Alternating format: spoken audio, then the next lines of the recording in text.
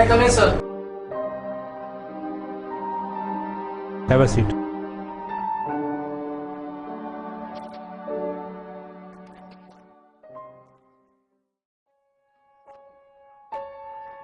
Science.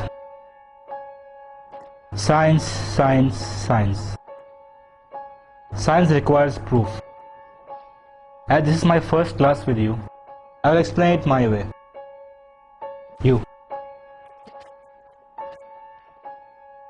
You are Muslim, right? Yes, sir. So you believe in God? Absolutely, sir. Is God good? Of course, sir. Is God all-powerful? Yes. My brother died of cancer, although he prayed to God to heal him. Most of us would attempt to help others who are ill, but God didn't. How is this God good then? You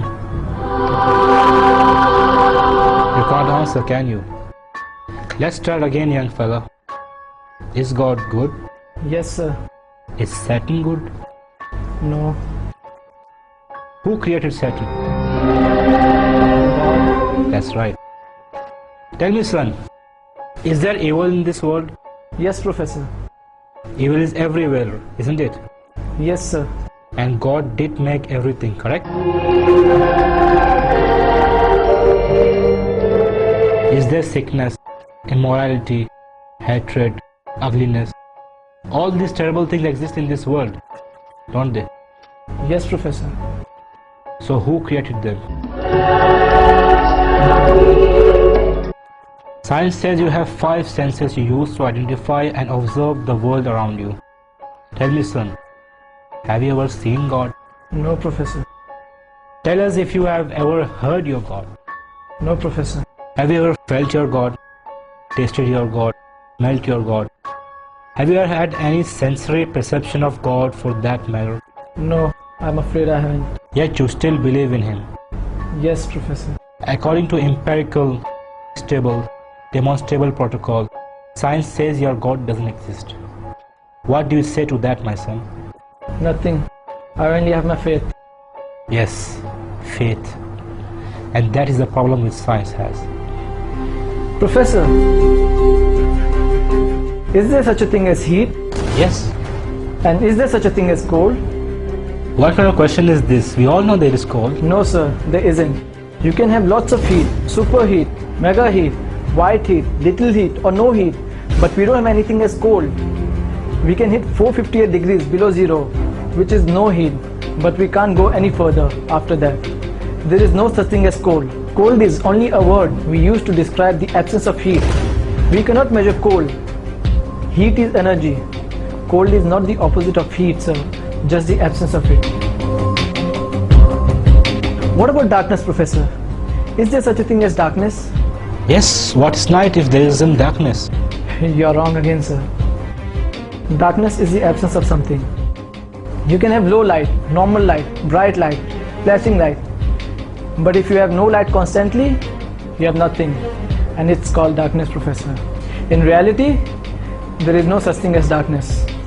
If it is, you would be able to make darkness more darker, wouldn't you? So what's the point you're trying to make, young man? Sir, my point is your philosophical premise is flawed. Flawed? Can you explain how? Sir, you are working on the premise of duality. You argue that there is life and then there is death, a good God and a bad God. You are viewing the concept of God as something finite, something we can measure. Sir, science can't even explain a thought. It uses electricity and magnetism, but has never seen, much less fully understood either one. You view death as the opposite of life, is to be ignorant of the fact that death cannot exist as a substantive thing. Death is not the opposite of life, just the absence of it. Now tell me, Professor, do you teach your students that they evolved from apes? If you are referring to the natural evolutionary process, yes, of course I do. Have you ever observed evolution with your own eyes, Professor? Since no one has ever observed the process of evolution at work and cannot even prove that this process is an ongoing endeavor, are you not teaching your opinion, sir? Are you not a scientist but a preacher, Professor? Is there anyone in the class who has ever seen Professor's brain? No one appears to have done so. So according to the established rules of empirical, stable, demonstrable protocol, science says that you have no brain, sir. With all due respect, sir, how do we then trust your lectures, Professor? I guess you will have to take them on faith, son. That is it, Professor. The link between man and God is faith. Professor, it is not necessary to see something to believe in it. Sir, have you seen your 10th grandfather? No? So then how can you prove that he existed? My presence proves his existence because I have come from him. Exactly, Professor. The existence of this universe and life proves that there is a creator. That is all that keeps things moving and alive. Take your seat.